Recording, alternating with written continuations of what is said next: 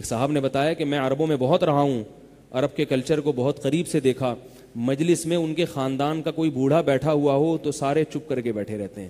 اس دادا اگر بیٹھا ہے تو باپ بھی نہیں بولے گا, پھر وہاں پہ دادا جب موجود ہے تو باپ نہیں بولے گا, حالانکہ وہ چاہے وہ ادھر ادھر کی بول رہا ہو, پھینک رہا ہو, لیکن چونکہ وہ دادا ہے تو نہیں بولے گا. وہ باپ موجود ہے تو بیٹے نہیں بولیں گے, بھائی باپ موجود ہے, ابا موجود ہے. ایسا روب ہے. ایک پٹھان نے مجھے اپنا واقعہ سنایا.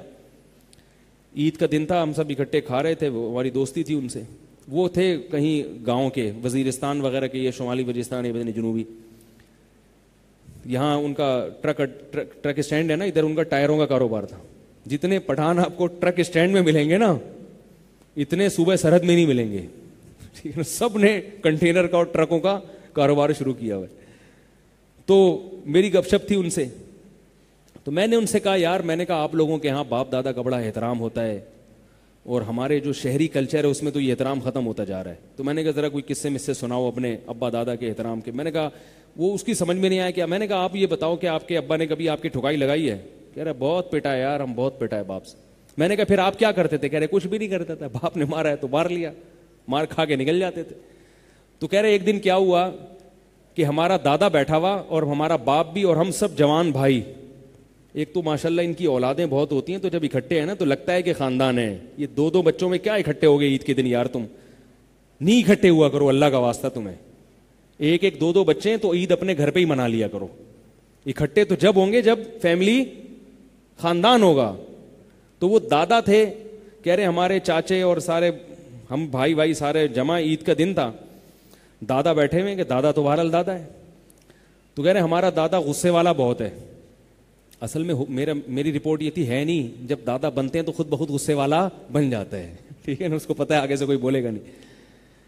تو کہہ رہے میں نے کوئی بات کی, میرے دادا کو غصہ آیا, ادھر سے جوتا اٹھایا, کھینچ کے مجھے مارا سب کے سامنے.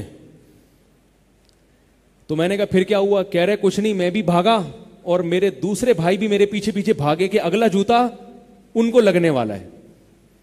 تو میں نے کہا آپ کے جذبات کیا تھے؟ کہہ رہے کچھ نہیں, ہم ہنستے ہوئے بھاگے.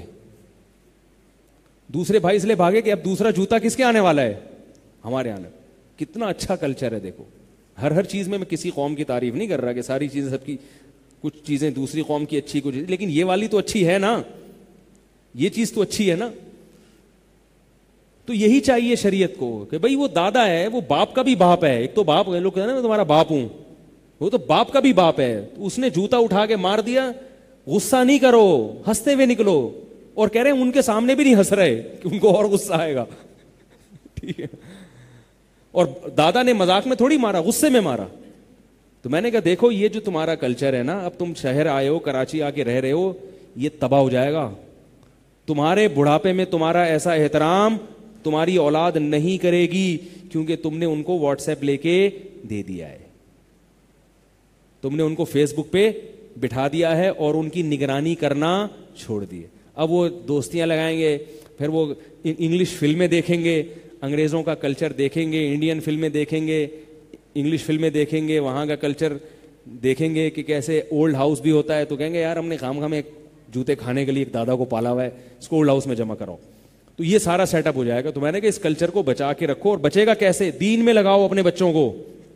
ٹھیک ہے, دنیا بھی پڑھاؤ, مگر ساتھ ساتھ علماء کی صحبت میں بٹھاؤ ان کو بولے مولوی ہے, اس کے پاس روزانہ تمہیں اتنے دن جانا ہے, یہ بزرگ ہیں, یہ علماء ہیں, ان سے سیکھنا ہے, آداب سیکھنے ہیں, ان کے ساتھ رہنا ہے. اور اصل تو سیکھتا ہے انسان گھر کے ماحول کو دیکھ کے. میں نے کہا ان کے سامنے, اپنی اولاد کے سامنے اپنے باپ کا اتنا احترام کرو اور ایسے نیچی آواز سے بات کرو کہ یہ سیکھ جائیں کہ ہم نے بھی اپنے باپ کا ایسے ہی احترام کرنا ہے. ان کے سامنے اگر اپنے باپ سے لڑائی لڑی تو یہ کبھی بھی تمہاری عزت اور احترام نہیں کریں گے.